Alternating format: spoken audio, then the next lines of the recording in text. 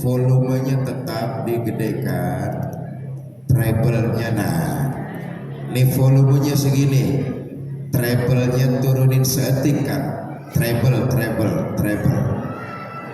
Cek 1 2. Dah, tos atur nuhun, ulah dioprek-oprek deui Kang dah. Bapak Ibu saudara-saudara, manusia adalah makhluk fana. Semakin bertambah usia, semakin kurang juga kemampuannya. Nggak ada orang yang makin tua makin lincah. Garawangi ada orang macam itu, ada. Semakin bertambah usia, semakin kurang kemampuannya. Wa man nu'ammirhu nunakkisu fi khalqi. Makin bertambah usia, kurang kemampuannya. Kenapa? Nikmat dicabut satu-satu oleh Allah.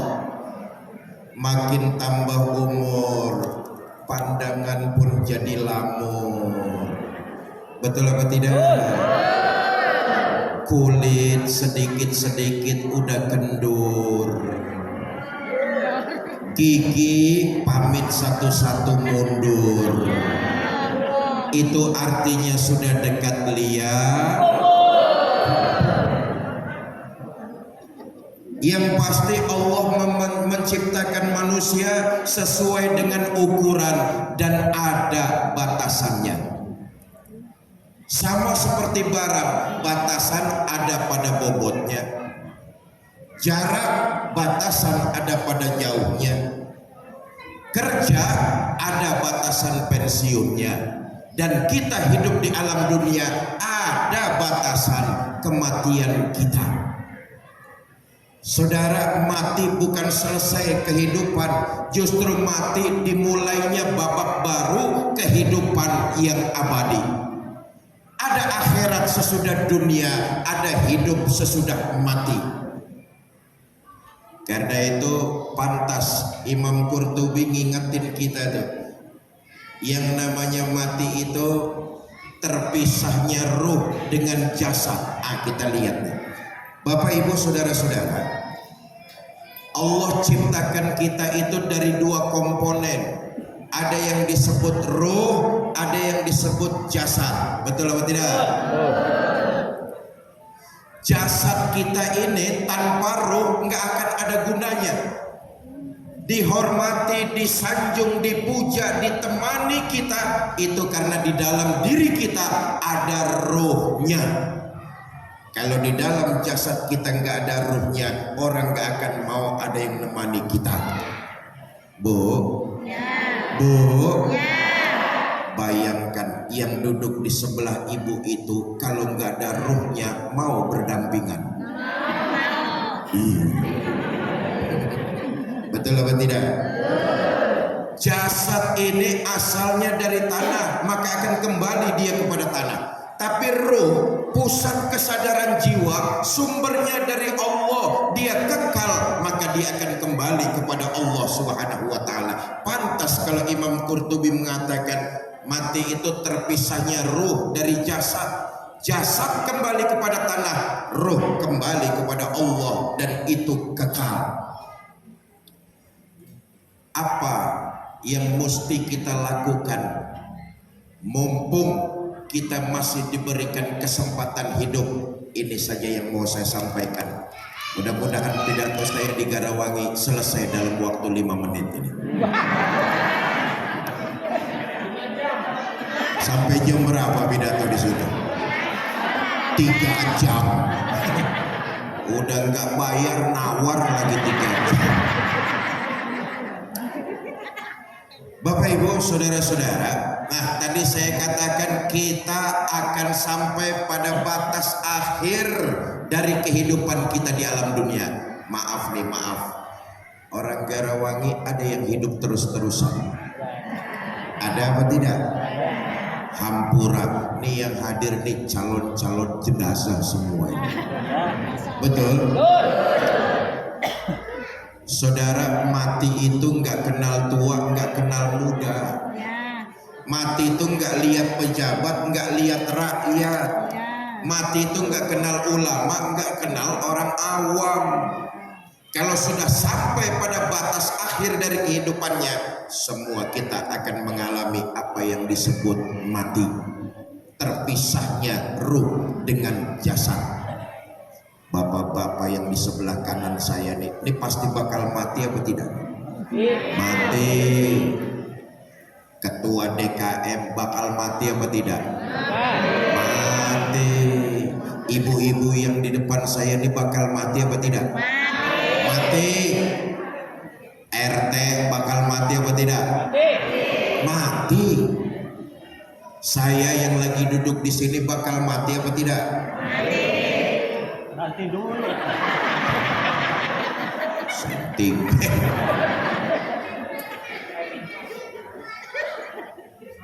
Nabi itu sudah mengingatkan, nanti di akhir zaman umur umatku tuh nggak akan jauh-jauh dari angka 60 sampai 70 tahun. Nabi ngingatin tuh. Iyalah kalau kita baca sejarah memang umur umat terdahulu itu relatif panjang. Nabi Adam umurnya 1000 tahun, anak keturunannya ya umurnya ribuan tahun. Nabi Nuh umurnya 850 tahun, umatnya ya kira-kira umurnya 850 tahunan, relatif panjang.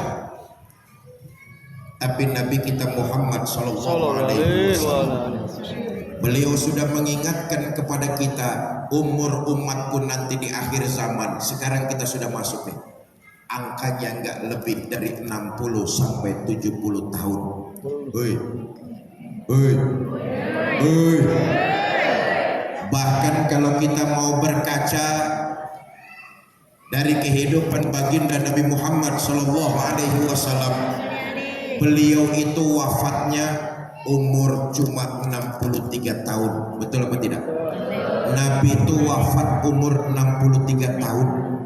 Kita umat Nabi Muhammad, yakinlah saudara, umurnya nggak akan jauh-jauh dari angka tersebut. Makanya yang siang ini umurnya sudah 62 tahun 11 bulan. Banyak-banyak makannya nih.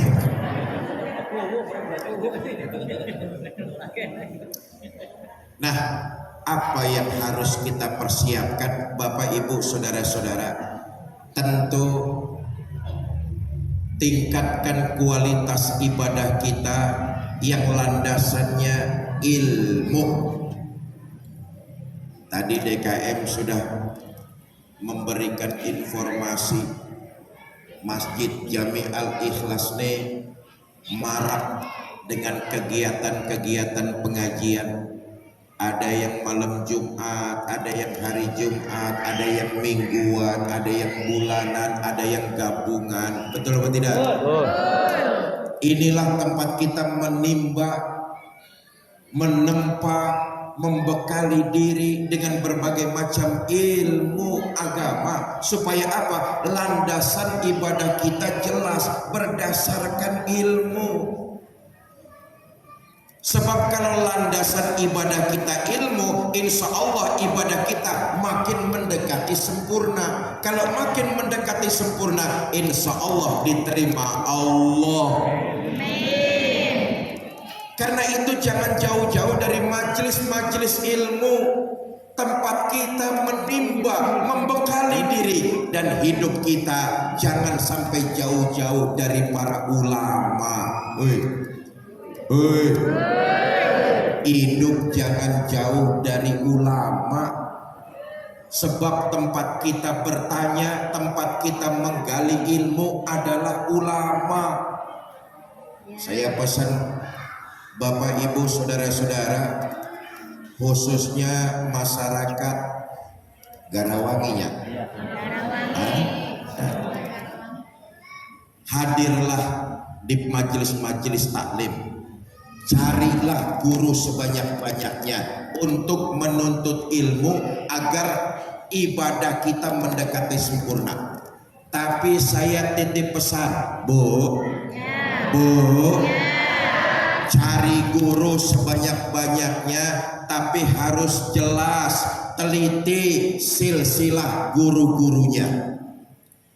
Kalau keluar dari Ahlus Sunnah wal Jamaah, mendingan tidak usah.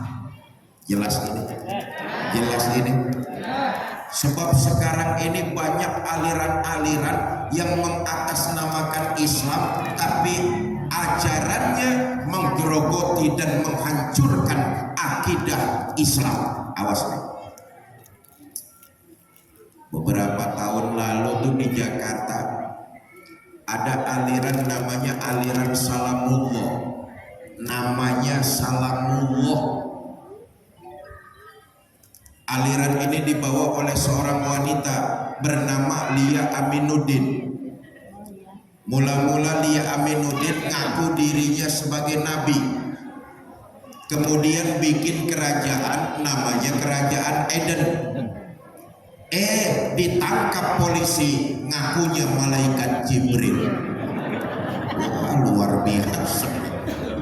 Satu-satunya polisi di dunia yang bisa nangkep malaikat Jibril cuma polisi Indonesia. Alirannya Salamullah. Jangan terjebak casing. Jangan terjebak baju.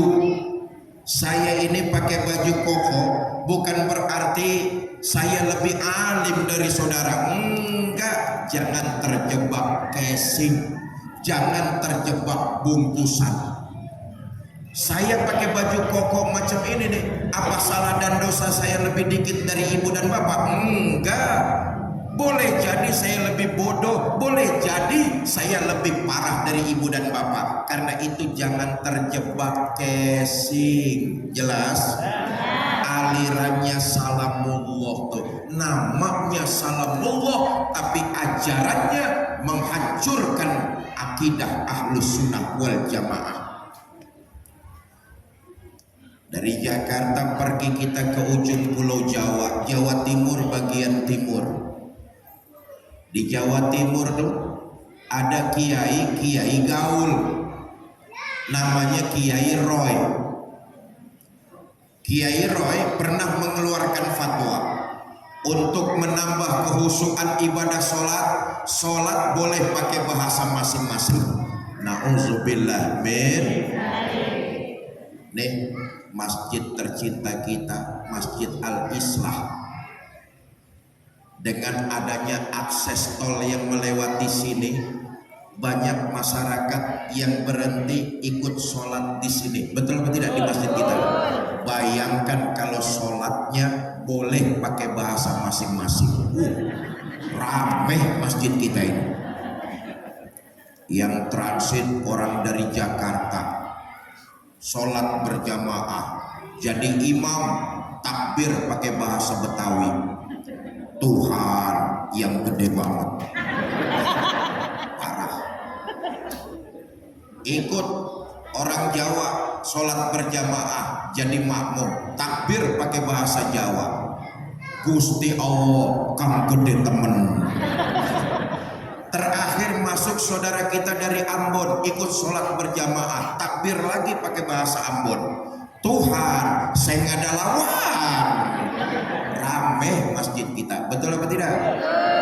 Awas, hati-hati dengan bungkusan, jangan tertipu dengan casing. Cari guru sebanyak-banyaknya, tapi kita harus teliti. Kalau keluar dari Ahlus Sunnah wal Jamaah, mendingan tidak usah. Jelas? Jelas? Nah, karena itu ibadah yang didasari dengan ilmu insya Allah mendekati sempurna. Kalau sudah mendekati sempurna, maka insya Allah ibadah kita diterima. Amin. Ini pentingnya nih, saudara. Ilmu itulah yang membedakan kita manusia dengan makhluk-makhluk Allah lainnya. Selain ilmu bisa dimiliki manusia, bisa dimiliki makhluk Allah yang lainnya. Tapi khusus ilmu hanya kita manusia yang diberikan karunia oleh Allah untuk memilikinya. Maka pantas malaikat disuruh sujud kepada Nabi Adam. Kenapa? Nabi Adam memiliki ilmu. Dengan ilmu manusia lebih mulia daripada malaikat. Tapi nggak punya ilmu atau menyelewengkan ilmu, manusia lebih rendah daripada hewan. Jelas ini? Jelas ini? Berapa banyak koruptor itu orang pintar. Koruptor itu orang pintar, bukannya orang bodoh. Tapi melacurkan ilmu, menyelewengkan ilmu, maka dia lebih rendah daripada binatang. Karenanya dasar kita adalah ilmu untuk menopang amal ibadah. Tanpa ilmu, ibadah kita akan tertolak. Sayang-sayang. Dulu ada 2 orang anak muda mau ibadah tapi nggak pakai ilmu. Sholat 2 orang anak muda ini di atas panggung. Panggungnya terbuat dari bambu. Begitu lagi tahiyat, rupanya punya imam kejepit. Imamnya kaget lalu teriak, "Aduh, saya kejepit." Kira-kira sholatnya batal apa tidak? Batal apa tidak? Batal. Mestinya makmum meneruskan pekerjaan imam. Tapi karena makmum gak ngerti ilmunya, dia dengar imam teriak, aduh malah nyautin, kejepit nih ya. Inilah contoh orang beribadah tapi gak menggunakan ilmu, ditolak oleh Allah Subhanahu wa ta'ala. Saudara, iblis laknatullah alaihi paling takut sama orang berilmu. Satu hari Nabi mau masuk ke dalam masjid. Tiba-tiba iblis dari dalam masjid lari keluar terbirit-birit. Nah, nih saudara, ini menjelaskan kepada kita nih bahwa di masjid itu bukan daerah bebas zona iblis. Saya ulangi, ini menjelaskan kepada kita bahwa di masjid bukan daerah bebas zona iblis. Justru di masjid iblisnya gemuk-gemuk.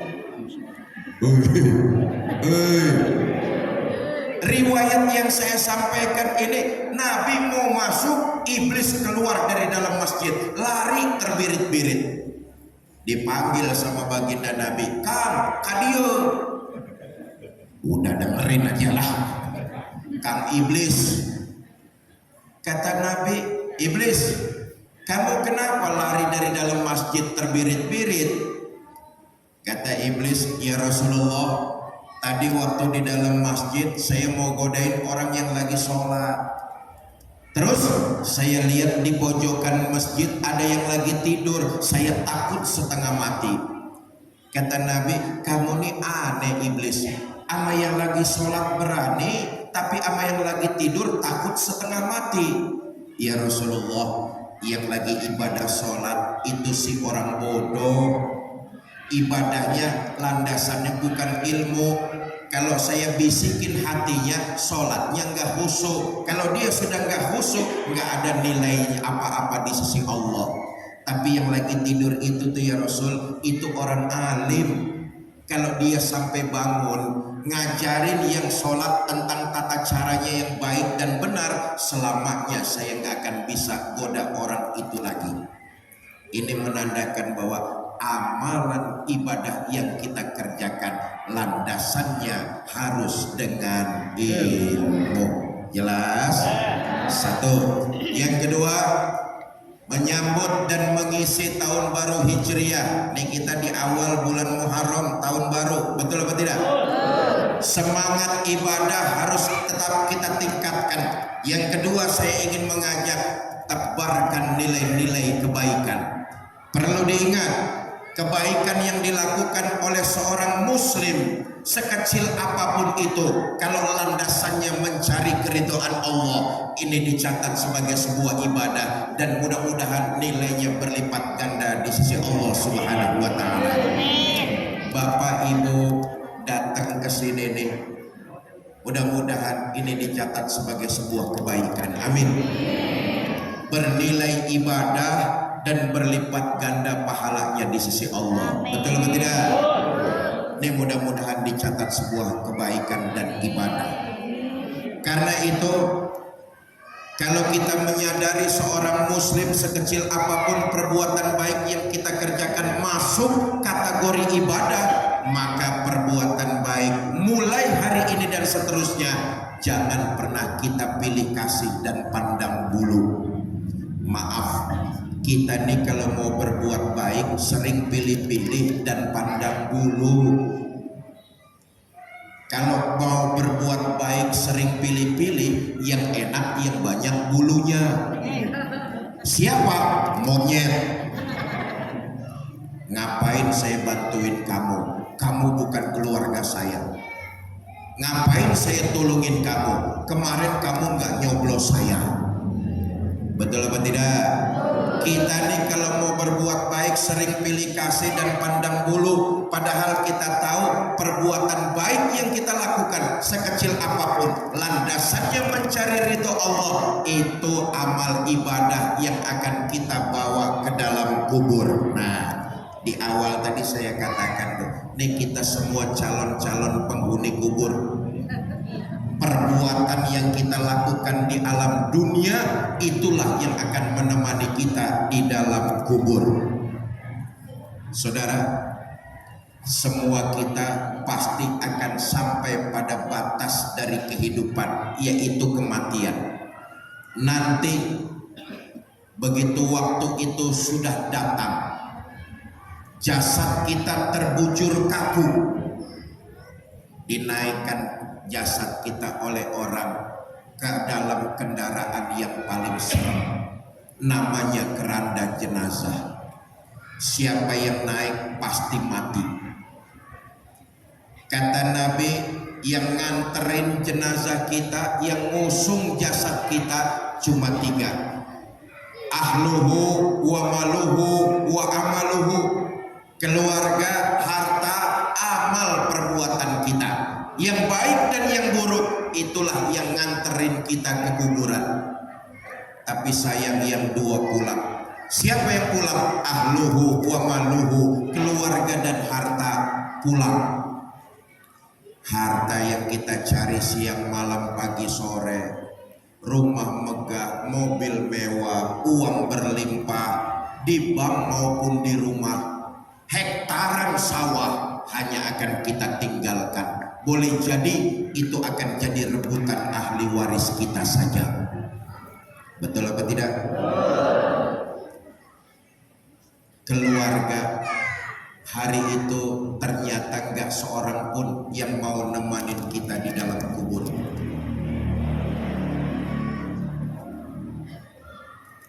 Anak, istri atau suami hari itu nggak akan ada yang mau nemanin kita di kubur.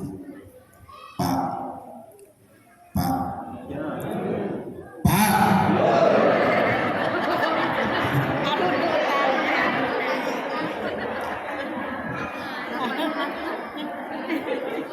Santai aja, maksud saya begini.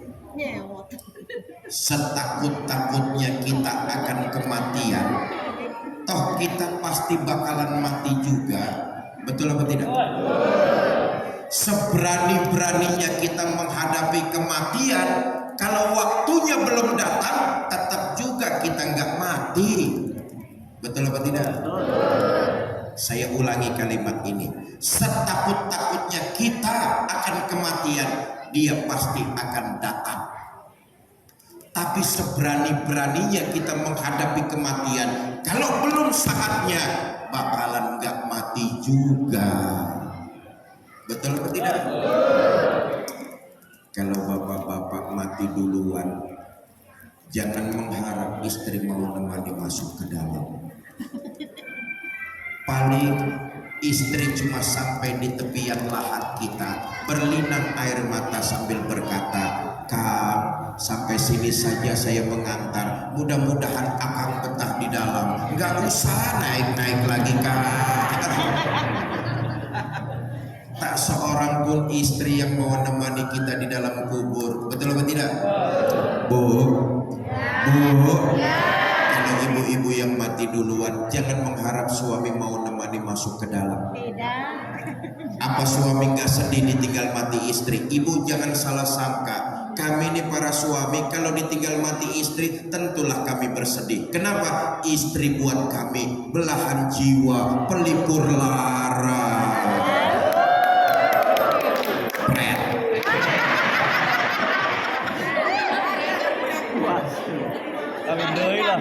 Kawin deui lah. Apa suami nggak nangis ditinggal mati istri? Ibu jangan salah sangka, kami ini para suami kalau ditinggal mati istri bercucuran air mata. Mata yang kanan, mata yang kiri melotot nyari mana gantinya ibu. Nyatalah sudah bahwa hari itu yang menemani kita masuk ke dalam kubur adalah amalan perbuatan kita yang baik dan yang buruk. Saya kasih rumusan, saudara. Kalau sadarlah kita akan hal tersebut, kita ambil kesimpulan. Kalau kita berbuat baik, sesungguhnya kebaikan itu buat diri kita sendiri. Kalau kita berbuat jahat, kejahatan itu juga akan pulang buat kita juga.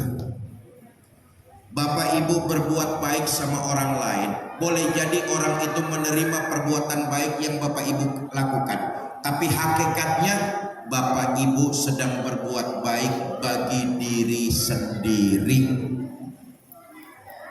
Saudara berbuat jahat sama orang lain, boleh jadi orang itu menerima kejahatan yang saudara kerjakan, tapi hakikatnya saudara sedang berbuat jahat bagi diri saudara sendiri. Nih Pak Ku, ada nggak Pak Ku?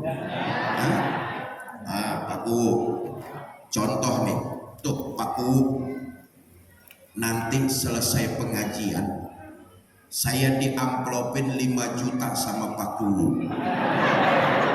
Umpama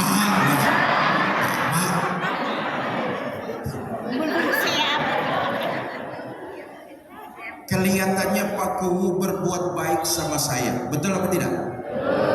Tapi hakikatnya Pak Ku sedang berbuat baik bagi dirinya sendiri. Itu maksud Quran, in ahsantum ahsantum li anfusikum wa in asatum falaha. Kalau kamu berbuat baik, kebaikan itu akan kembali buat dirimu. Kalau kamu berbuat jahat, kejahatan itu akan menimpa dirimu sendiri. Sebab apa? Begitu jasad kita dimasukkan orang ke dalam kubur, yang ngikutin ke dalam adalah amalan-amalan perbuatan kita. Jelas? Jelas? Ya, semangat tahun baru Hijriah kita isi dengan menebarkan nilai-nilai kebaikan. Bapak Ibu mau menebarkan kebaikan? Yang jawab 30 orang. Nih yang hadir 50 orang ada ini. 100 orang, 200 orang, 5.000 orang. Campur yang goib di luar-luar.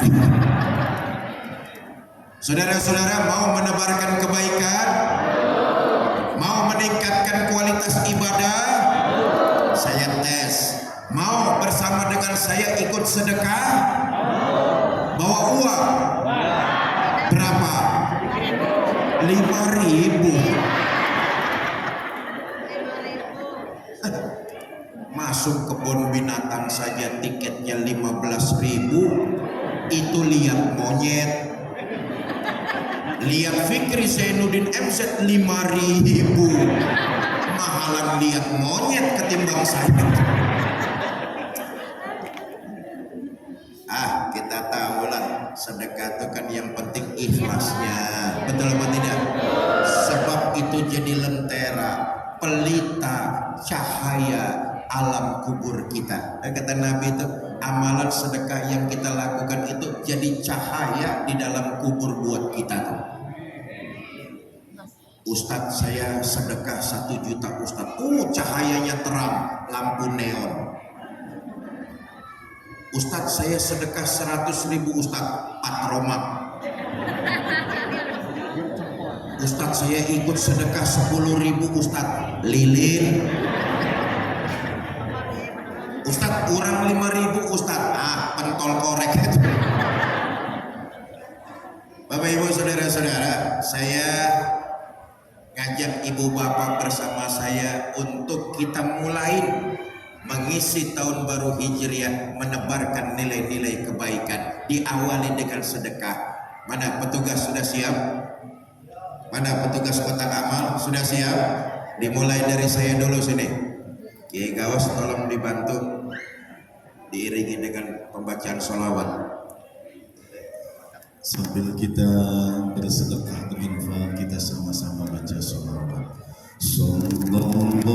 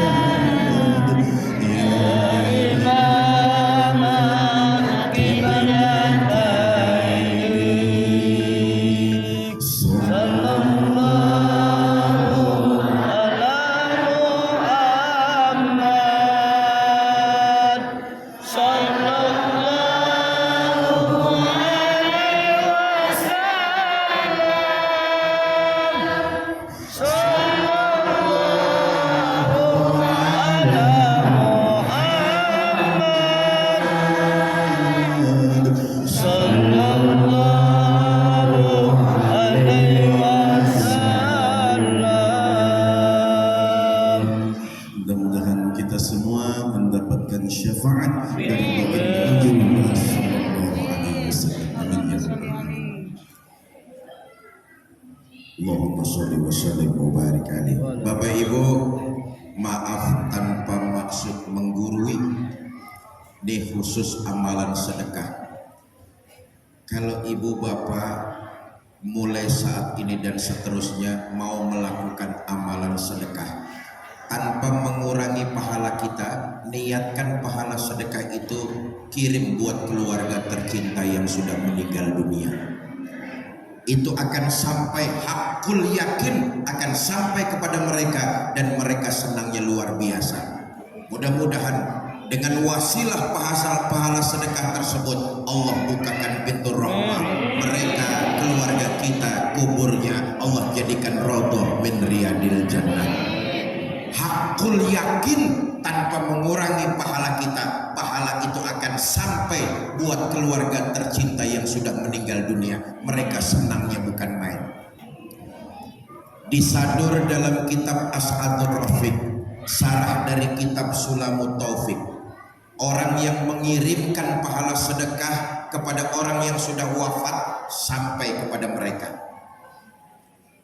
Dulu ada ibu ditinggal mati anak gadis semata wayangnya. Karena punya anak gadis semata wayang, nih ibu kelenger.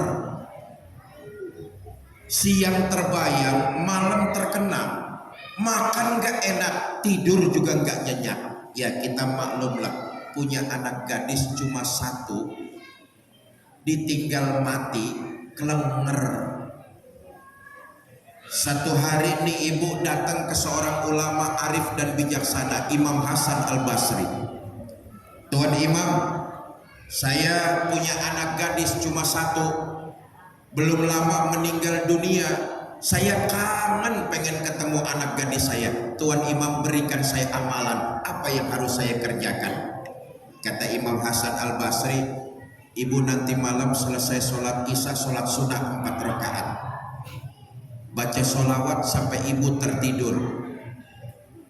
Dikerjakan amalan ini. Malam seibu baca sholawat sampai dia tertidur pulas. Dalam tidur Allah takdirkan ibu ini mimpi ketemu sama anak gadis semata wayangnya. Rindu yang tiap hari menggebu terjawab sudah, terbayar sudah. Si ibu dalam mimpi dia melihat anak gadis semata wayangnya. Tapi sayang, untung tak dapat diraih, malam tak dapat ditolak. Dalam mimpi jelas betul si ibu melihat anak gadis kesayangannya sedang disiksa di dalam kubur. Hati orang tua mana yang sanggup menyaksikan anaknya tersiksa? Pagi-pagi ibu ini lapor sama Imam Hasan Al-Basri. Tuan Imam, amalan Tuan Imam semalam saya kerjakan. Alhamdulillah saya tertidur ngimpi ketemu anak gadis saya. Tapi dalam mimpi saya lihat jelas betul anak saya sedang disiksa di dalam kuburnya.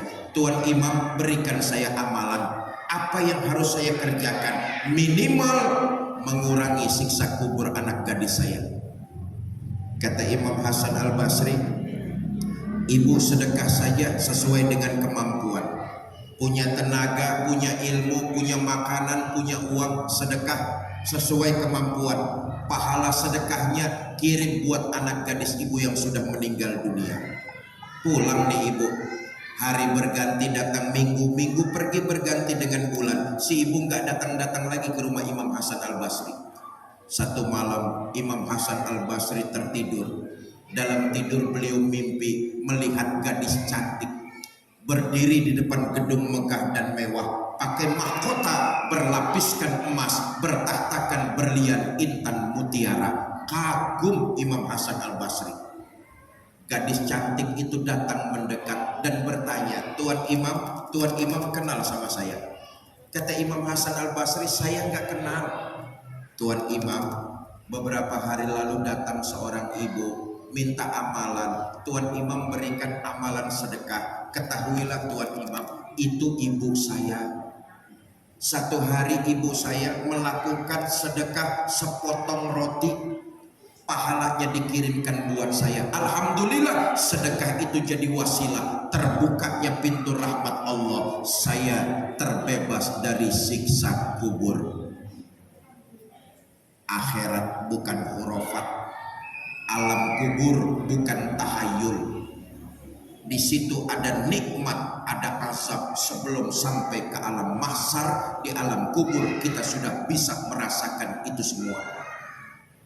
Karenanya pahala sedekah tanpa mengurangi pahala kita, kirim pahala itu buat keluarga tercinta yang sudah meninggal dunia. Maaf nih, semua yang hadir nih anak dari ibu dan bapak kita. Betul apa tidak? Tiap kita pasti punya ibu, tiap kita pasti punya bapak. Kalau mereka masih ada, teruslah berbakti dan muliakan keduanya. Tapi kalau mereka sudah tidak ada, masih bisa kita berbakti, kirimkan doa dan pahala sedekah yang kita lakukan di alam dunia. Merana, tersiksa orang tua yang gak pernah dapat kiriman doa, apalagi pahala sedekah dari anaknya yang masih hidup di alam dunia. Untung ada hari Jumat khutbah kedua, khotib berdoa, Allahumma gfir lil muslimina wal muslimat, mu'minina wal mu'minat, al ahya. Orang-orang tua macam itu masih dapat kiriman, tapi sayang hanya 1 minggu sekali. Anaknya kamana? Ijuna kamana? Kita ini punya ibu, kita ini punya bapak. Ayo,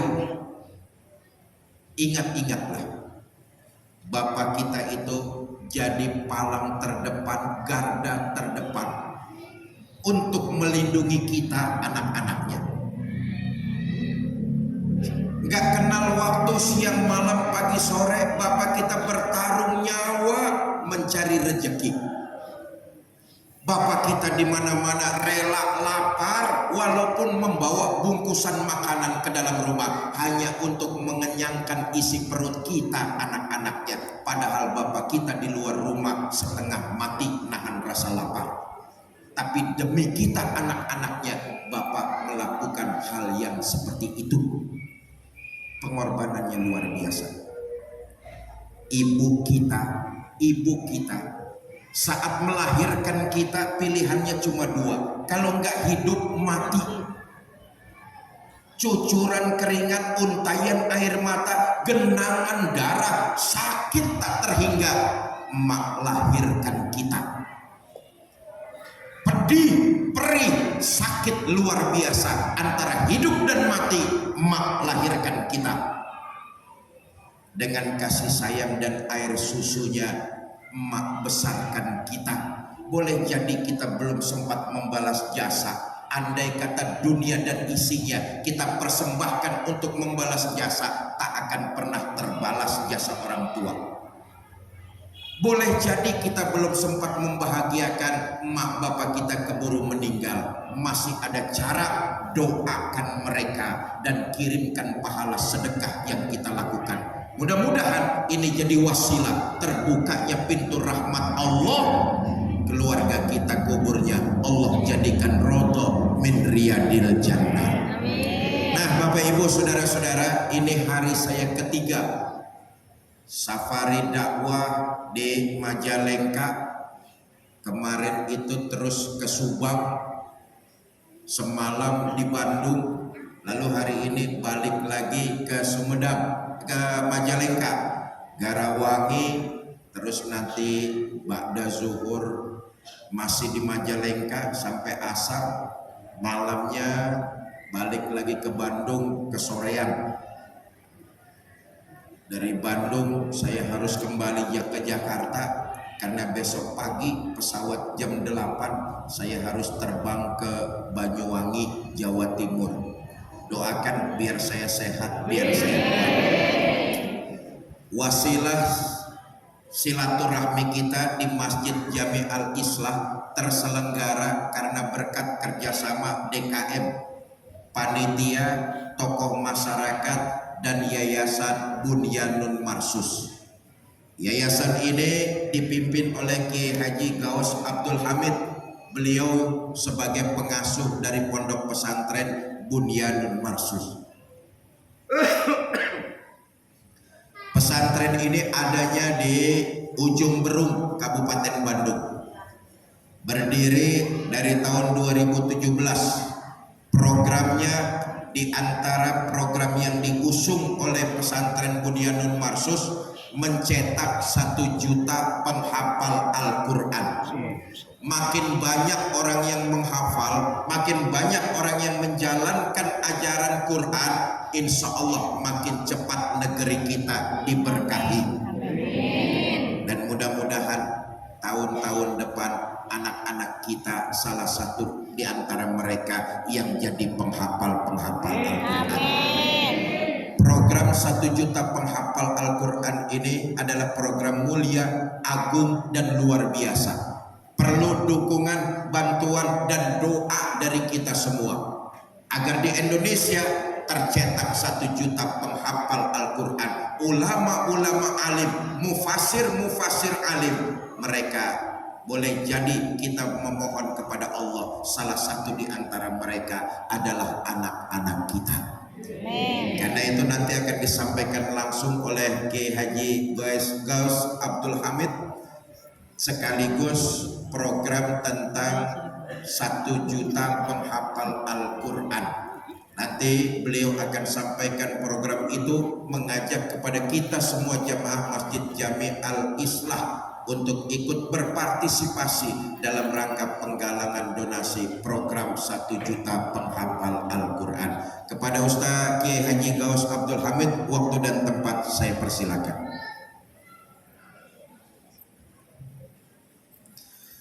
Assalamualaikum warahmatullahi wabarakatuh. Alhamdulillah, salatu wassalaman daiman ala rasulillah wa ala alihi wa ashabihi wa man walah wa ba'du. Saya teringat tahun 2017 lalu, itu adalah hari pertama saya menginjakkan kaki di daerah Bandung, Kecamatan Cileunyi, desanya Desa Cinluk. Ketika itu saya mengontrak rumah di sebuah perumahan Cinunduk. Karena basic saya dulu dari pesantren di Tasikmalaya, Cipasu, Sukahideng. Kemudian istri saya juga sama, basicnya dari pesantren Al-Quran Al-Hikmah di Jakarta.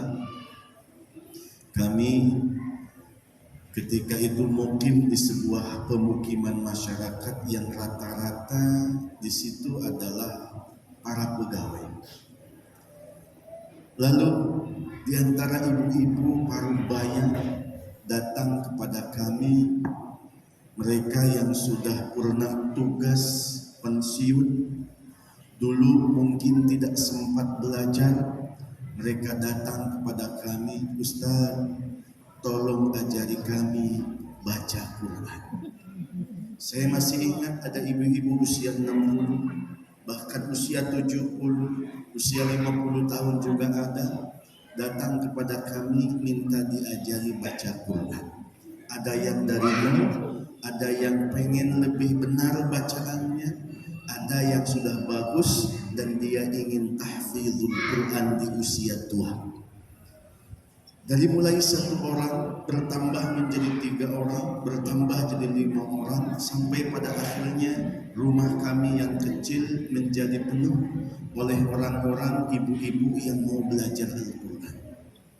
Bapak Ibu yang dimuliakan Allah, lalu kemudian waktu berjalan, mereka begitu antusias, sampai-sampai di antara mereka ada yang bilang kepada saya, Ustaz, bagusnya Ustaz lembagakan. Jangan hanya jadi sebagai tempat ngaji biasa, diresmikan, bikin yayasan, pesantren. Atas dukungan orang tua itulah pada akhirnya kemudian bismillah saya buat pesantren. Di antara mereka mengumpulkan dana sampai terkumpul 20 juta Bapak Ibu. Diserahkan langsung ke saya. Bismillah, saya sewa rumah. Lalu kemudian saya siapkan kasur, saya siapkan risbang dan ranjangnya, saya siapkan juga lemarinya, saya siapkan fasilitas-fasilitas untuk santrinya. Sejak itu alhamdulillah, dari mulai usia anak-anak SD, usia SMP sampai lulusan SMA, orang-orang berduyun-duyun ngaji ke saya, bahkan ada yang mukim siang malam menghafal Quran di pesantren saya, termasuk juga ibu-ibu dan juga bapak-bapak. Hadirin yang Allah Subhanahu wa taala muliakan, satu rumah tidak cukup, akhirnya kita menyewa 2 rumah, 3 rumah sampai 4 rumah. Semua berjalan dengan baik sampai kemudian Allah Subhanahu wa taala menguji kami di pesantren ini. Karena perjuangan tentu tidak akan selamanya mudah. Suatu ketika saat kami ramai, hiruk pikuk, gemar mengaji begitu sangat luar biasa, tiba-tiba salah satu rumah kontrakan kami kebetulan yang punya non-muslim yang kemudian datang kepada saya, beliau katakan, Ustaz, saya tidak akan melanjutkan kontrakan ini karena saya mau menjual rumah ini. Agak kelimpungan saya, mencari kontrakan dalam waktu singkat tidak mudah karena rata-rata penuh. Kemudian yang kedua, ini banyak santri yang harus mukim dikemanakan. Di tengah-tengah kebingungan itu, rupa-rupanya datang lagi pemilik salah satu kontrakan kami yang kami cukup akrab dengan beliau.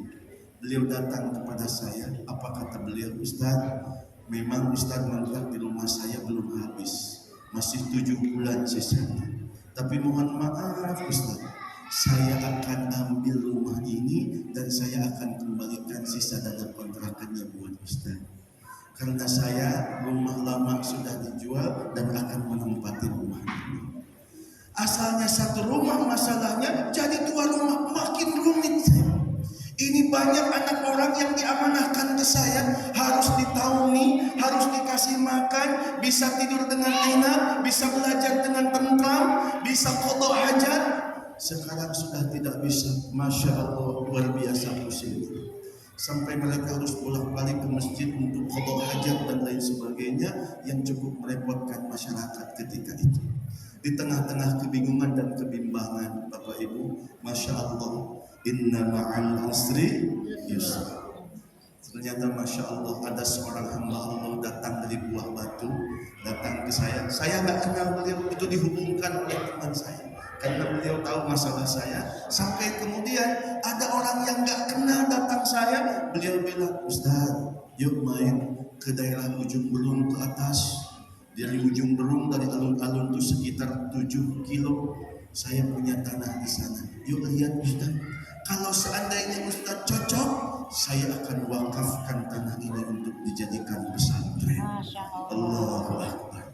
Saya survei ke sana, ternyata luas tanahnya 10.000 meter atau 1 hektar. Masya Allah. Tetapi sayang seribu sayang, tanahnya masih kosong, tidak ada penduduk, tidak ada tetangga. Tetapi saya terima akad langsung dengan beliau secara syariah, jabat tangan saya terima wakafnya. Kenapa? Ada banyak tanggung jawab di belakang. Enggak apa-apa kami pindah, yang penting ada kepastian, kami tidak harus cari-cari kontrakan dan kebingungan setiap waktu. Sampai pada akhirnya kami berangkat ke situ, kami sediakan tenda-tenda sederhana. Enggak ada listrik Pak. Awal-awal kami menggunakan aki, nyala jam 6 malam, jam 8 malam sudah mati. Mati semalaman kegelapan. Sampai pada akhirnya kami harus mengulur kabel ke penduduk terdekat kurang lebih 1 kilo, dan kemudian kami dapat cahaya. Tapi karena kejauhan kabelnya, cahayanya redup. Alhamdulillah, tapi ada cahaya. Alhamdulillah sampai saat ini kami sudah meninggali tempat ini kurang lebih 1 tahun. Lalu kemudian hari ini saya bertemu dengan Kiai Haji Fikri Zainuddin MZ, di mana dengan kerendahan hati beliau menggandeng saya. Dengan segala keikhlasan beliau mengatakan, Ustaz, yuk kita bangun pesantren ini. Hari ini yang paling utama saya meminta doa dari Bapak Ibu yang hadir hari ini. Doakan mudah-mudahan pesantren saya menjadi pesantren yang diberkahi Allah Subhanahu wa taala. Menjadi pesantren yang akan mencetak para ulama-ulama umat di masa yang akan datang. Pesantren yang akan melahirkan ahlul Quran, hafazatul Quran, ashabul Quran. Amin, amin ya rabbal alamin. Nah, pada kesempatan yang mulia ini, Kiai Haji Fikri Zainuddin MZ akan membagikan hadiah kepada jamaah yang dipilih oleh Allah Subhanahu wa taala di Masjid Al-Islah ini. Apa hadiah yang diberikan oleh Kiai Fikri Zainuddin MZ? Hadiahnya berupa mushaf Al-Quran. Mushafnya sangat bagus, mushafnya sangat indah, tapi ini lebih spesial lagi. Kenapa? Karena mushaf ini khusus dari Kiai Haji Fikri Zainuddin MZ, dan di dalamnya ada tanda tangan beliau. Bukan hanya ada tanda tangan beliau, nanti mushaf ini akan diserahkan langsung oleh Kiai Haji Fikri Zainuddin MZ kepada orang yang berhak dan terpilih, yang dipilih oleh Allah Subhanahu wa taala untuk mendapatkan hadiah ini. Bukan sekedar diserahkan oleh beliau, tapi ditambah lagi hal yang paling penting dan luar biasa, bahwa Kiai Haji Fikri akan mendoakan orang yang menerima hadiah ini. Mendoakan orang yang menerima hadiah ini. Barangkali ada di antara kita yang punya anak masih belum mau sholat, masih belum mau tahajud, masih belum mau ngaji, minta disolehkan, minta kepada Kiai Fikri Zainuddin agar dijadikan anak kita anak yang soleh. Barangkali ada di antara kita yang punya anak belum punya jodoh, minta didoakan sama Kiai Fikri, insya Allah langsung didoakan sama beliau. Barangkali di antara kita ada yang punya usaha minta didoakan agar kemudian jadi sukses menjadi pengusaha. Kiai Fikri seorang kiai, seorang ulama, anaknya kiai, anaknya ulama, dan hari ini beliau sedang safar, dan kata Rasulullah Sallallahu Alaihi Wasallam, doa musafir adalah doa yang mustajab. Maka minta doa apapun kepada Pak Kiai pada kesempatan mendapatkan hadiah ini, maka insya Allah akan beliau doakan untuk kita. Bukan hanya dapat hadiah mushaf, ada tanda tangan beliau, diserahkan dan didoakan oleh beliau. Bukan hanya itu, ada satu lagi yang spesial, yaitu berfoto sekeluarga bersama beliau. Ada kenang-kenangan bahwa kita pernah dekat dengan ulama, kita pernah duduk dan berdiri bersama dengan ulama. Bapak Ibu yang dimuliakan Allah Subhanahu wa taala. Lalu siapakah yang layak dan pantas untuk mendapatkan hadiah ini? Orang yang akan mendapatkan hadiah ini adalah mereka yang siap menjadi mujahid yang siap berjuang untuk membangun pesantren Al-Quran. Mujahid yang siap menjadi donatur pembangunan pesantren Bunyanul Marsus. Bapak Ibu yang dimuliakan Allah Subhanahu wa taala, infak untuk penghafal Quran adalah infak terbaik, pahala terbanyak. Kata Pak Yai tadi, kalau seandainya kita sedekah niatkan untuk almarhum, maka ketika kemudian kita berpikir sedekah apa yang paling utama, tentu sedekah untuk para penghafal Quran. Kenapa?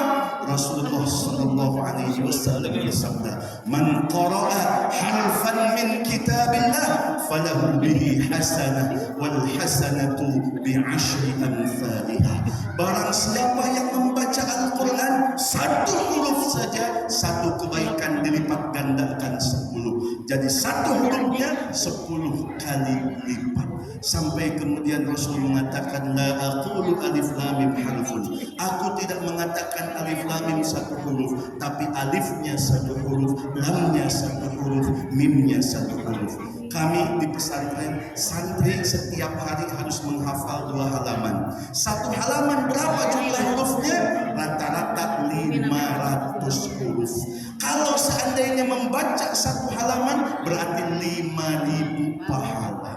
Untuk bisa hafal satu halaman harus diulangi sampai 100 balik, tikror namanya, maka pahalanya 500.000. 2 halaman berarti 1 juta pahala kita kirimkan setiap hari kepada almarhum almarhumah. Bapak Ibu yang dimuliakan Allah Subhanahu wa taala, lalu berapakah infak yang harus disediakan untuk mendapatkan hadiah spesial, doa yang spesial dari Kiai Fikri ini?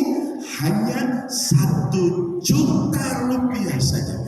Kita menyisihkan dari harta yang Allah berikan kepada kita hanya 1 juta rupiah saja, dan itu pun bisa dicicil selama 4 bulan. Ibu tidak usah kemudian sekarang ke depan bayar uang, tidak.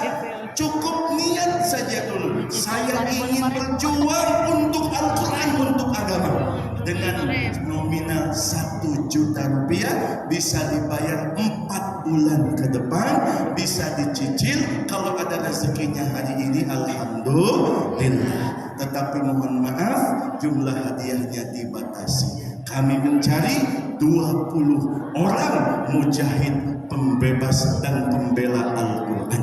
Bismillah, barangkali ada di antara Bapak Ibu yang hadir di majlis yang agung dan mulia ini yang ingin bergabung menjadi mujahid dengan infak sebesar 1 juta rupiah. Silahkan angkat tangan. Bismillah.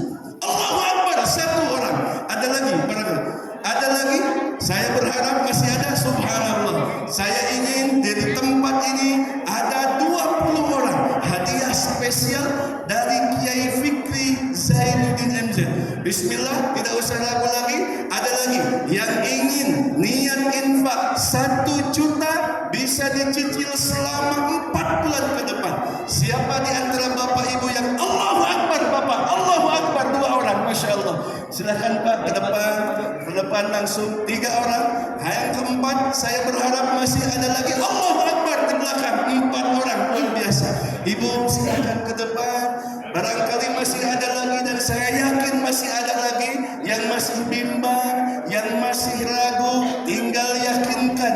Da' ma yuribuk ila ma la yuribuk. Tinggalkan keraguan-raguan menuju keyakinan. Allah menganugerahkan banyak rezeki. Kita sudah membeli rumah untuk naungan kita di dunia. Kita sudah membeli kendaraan atau motor untuk kendaraan kita di dunia. Sudahkah kita mempersiapkan naungan kita di akhirat? Sudahkah kita mempersiapkan kendaraan kita menuju surga Allah Subhanahu wa taala? Bismillah, saya tawarkan lagi. Orang yang kelima yang siap niat infak seharga 1 juta rupiah. Bismillah. Hanya 1 juta. Allahu Akbar. Bismillah. Masya Allah, luar biasa. Tabarakallah, silakan Pak. Bismillah, tidak usah bimbang dan ragu. Masya Allah, luar biasa. Silakan Pak. Bismillah, saya ingin tawarkan lagi, masih ada 3 orang lagi. Ya, Bismillah, tidak usah ragu-ragu. Yang masih bimbang ragu, ingat bahwa transaksi ini bukan dengan Kiai Fikri, transaksi ini bukan dengan saya, tetapi transaksi inilah dengan Allah Subhanahu wa taala. Dan Allah katakan, innallaha ashtara minal mu'minina anfusahum wa amwalahum bi anna lahumul jannah. Sesungguhnya Allah, subhanallah, silahkan ibu ke depan. Allahu Akbar. Telah membeli dari orang-orang yang beriman harta dan jiwa mereka, karena bagi mereka adalah surga. Bapak Ibu silahkan, yang belum mau menyusul silahkan berdiri, ya. Allahu Akbar, subhanallah, silahkan Bapak, Masya Allah, luar biasa. Kita cari 20 orang munfiqin, musaddiqin. Allahu Akbar, Ibu silahkan, Masya Allah. Wal mutasaddiqat wa aqradullaha qardan hasana.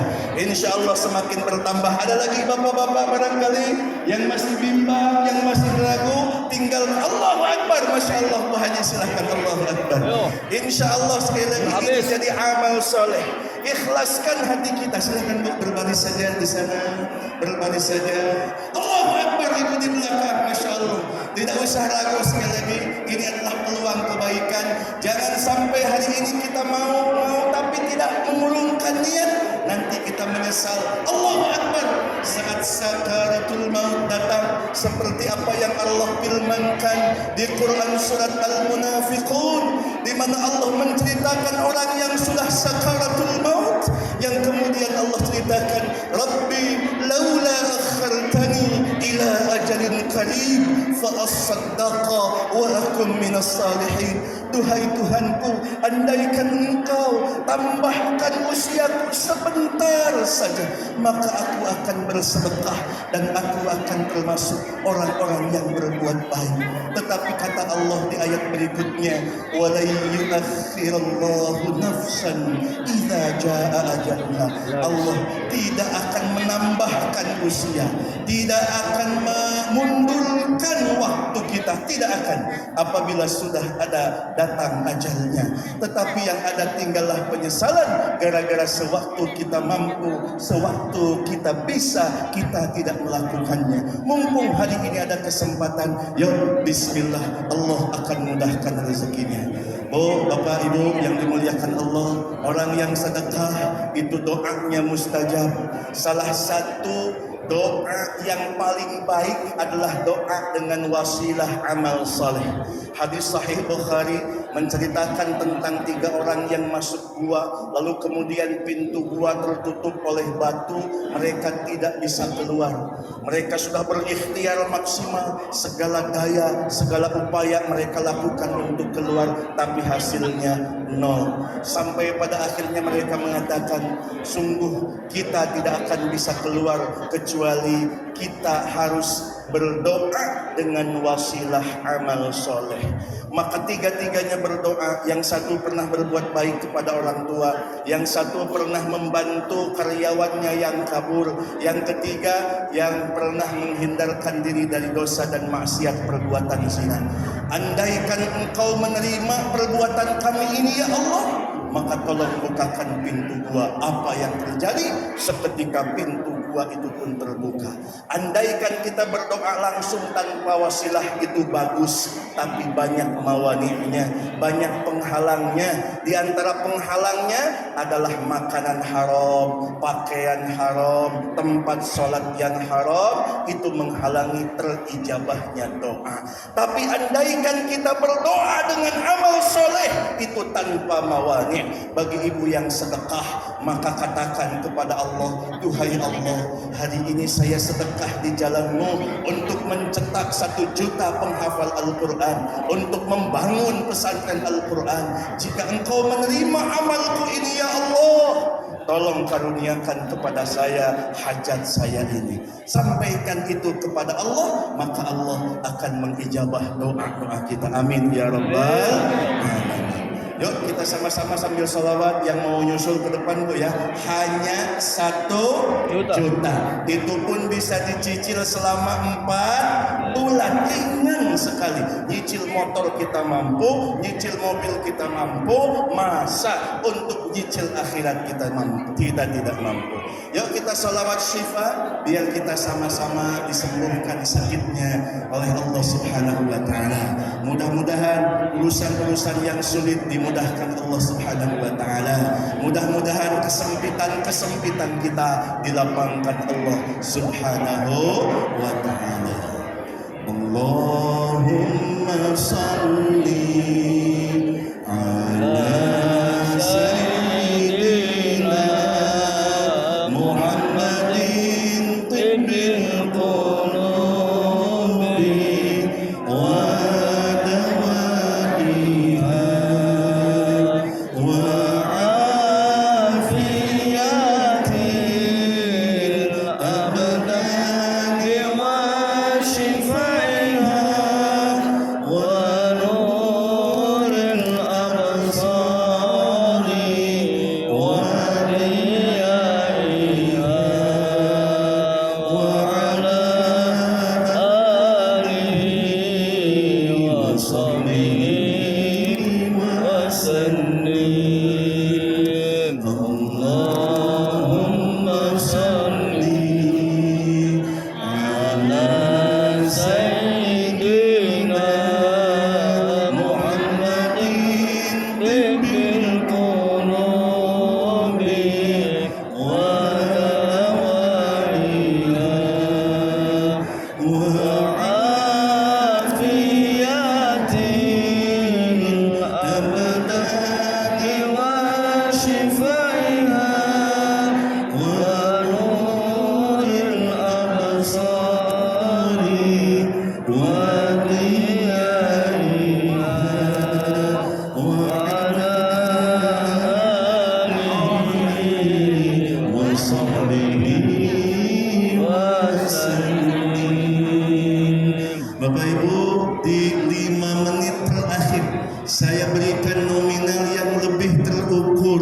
Insya Allah semua bisa. Yang penting ada niat lillahi ta'ala, ada ingin berjuang di jalan Allah Subhanahu wa ta'ala dengan Al-Quran, ingin mengirimkan pahala terbaik untuk almarhum dan almarhumah dengan 1 juta pahala minimal setiap hari, yaitu sedekah, dan akan mendapatkan hadiah mushaf yang lebih kecil. Tadi besar, ini mushafnya lebih kecil. Untuk mendapatkan hadiah spesial, sama juga ada tanda tangan Kiai Fikri, sama juga didoakan Kiai Fikri, sama juga berfoto dengan Kiai Fikri, sama juga infaknya bisa dicicil selama 4 bulan. Berapa infak yang disediakan untuk mendapatkan hadiah ini? Infak yang disediakan hanya 500.000 rupiah saja. Barangkali ada di antara ibu yang mau 500.000, yang mau 1 juta, silahkan ke depan. Tidak usah ragu, tidak usah bimbang. Bismillah, berapapun kita punya hari ini, insya Allah semua fi mizan hasanatillah, berada dalam timbangan kebaikan dari Allah Subhanahu wa ta'ala. Bismillah Bu, tidak usah ragu, hanya 500.000 rupiah bisa dicicil selama 4 bulan. Bapak Ibu, 4 bulan. Sekarang bisa jadi bulan ini 100, bulan depan 100, bulan depannya lagi 100. Insya Allah nanti bisa sampai ke angka 500.000 rupiah. Siapapun bisa asal mau. Bismillah. Siapa di antara Bapak Ibu yang mau niat infak hanya 500.000 rupiah? Allahu Akbar, subhanallah. Silakan Ibu, silakan Ibu, masya Allah. Ada lagi yang menyusul 500.000 rupiah. Itu insya Allah itu angka yang terukur dan insya Allah kita mampu. Sekali lagi niatkan ikhlas lillahi ta'ala. Allah berfirman, in tubdus sadaqat fa ni'mahi. Kita sedekah terbuka, alangkah baik dan eloknya. Wa in tukhfuha wa tu'tuha al-fuqara fa huwa khairul lakum. Infak disembunyikan juga baik. Tapi hari ini saya mengajak infak terbuka secara terang-terangan. Untuk apa? Bukan karena niat, bukan karena sunnah, tapi ingin menginspirasi dunia bahwa dari sini, dari tempat ini ada orang-orang yang siap berjuang di jalan Allah Subhanahu wa taala. Bismillah, hanya 500.000 rupiah. Bismillah. Barangkali ada. Alhamdulillah. Bapak Ibu, jangan pulang dulu. Insya Allah nanti setelah acara ini selesai akan dipimpin doa oleh Kiai Fikri sehingga majelis kita insya Allah penuh barakah. Baik Bapak Ibu yang dimuliakan Allah, kita sudahi saja. Selanjutnya kita serahkan kepada Kiai Fikri untuk memimpin doa kita bersama. Terima kasih. Mohon maaf atas segala khilaf. Terima kasih atas segala perhatian. Wassalamualaikum warahmatullahi wabarakatuh.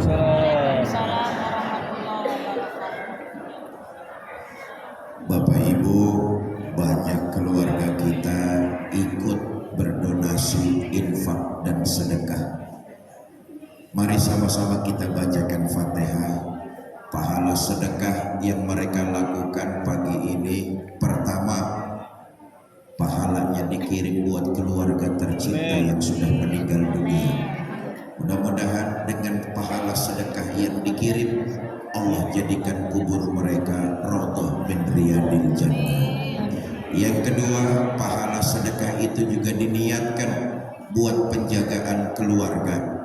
Kalau ada keluarganya yang sakit, mudah-mudahan dengan wasilah sedekah Allah angkat penyakitnya, Allah berikan kesembuhan seperti sedia kala. Buat anak keturunannya yang sedang bekerja, berusaha, berikhtiar atau menuntut ilmu, mudah-mudahan Allah berikan kemudahan, kelancaran dan kesuksesan dengan wasilah sedekah tersebut. Yang ketiga, pahala sedekah itu diniatkan agar hajat dan keinginannya yang terpendam selama ini segera diijabah oleh Allah. Ada keinginan, ada hajat yang ingin naik haji dan pergi umroh. Ada yang kepengenan anaknya cepat dapat jodoh. Ada yang hajatnya anaknya pengen dapat kerjaan. Ada yang hajatnya pengen segera punya incu. Maka dengan wasilah sedekah mudah-mudahan hajat dan keinginan diijabah. Karena itu mari sama-sama kita bacakan suratul Fatihah. Bitilkal niyah al-Fatihah.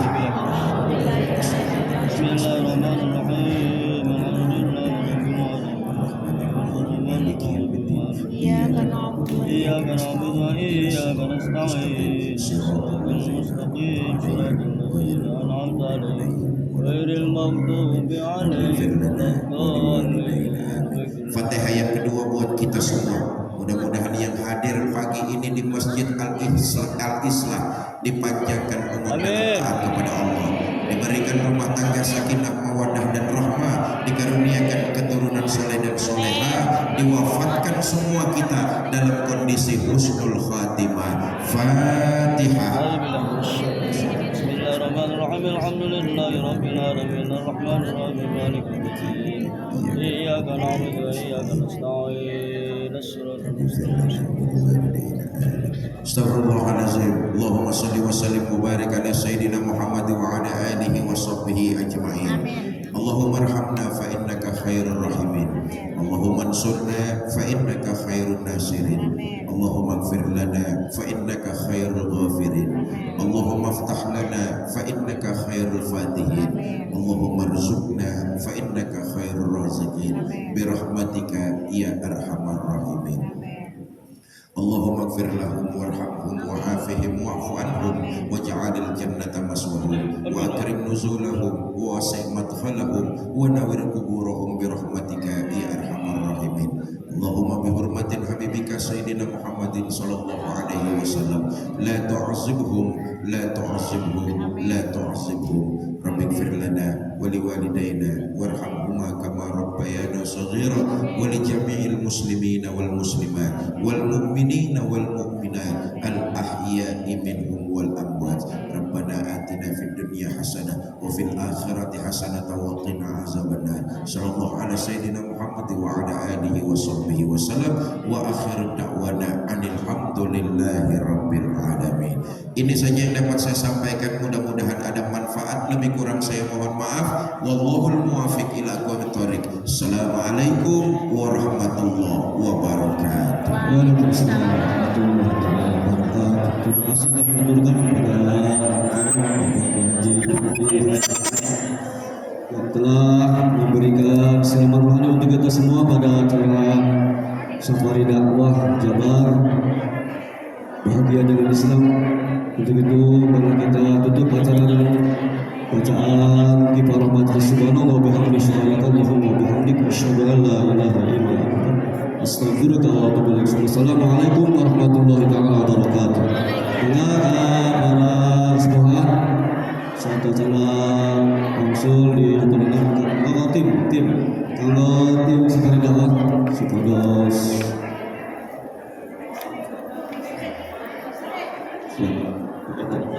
Pengurus DKM diharap berfoto bersama sama tim Safari Dakwah di kanan supaya tidak pulang dulu.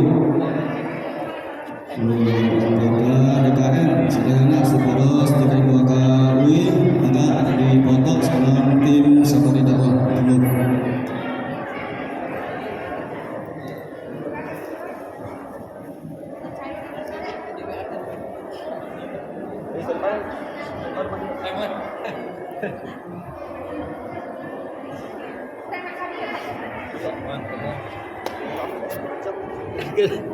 Ambar iya, kalau meledak ya nak. Wah.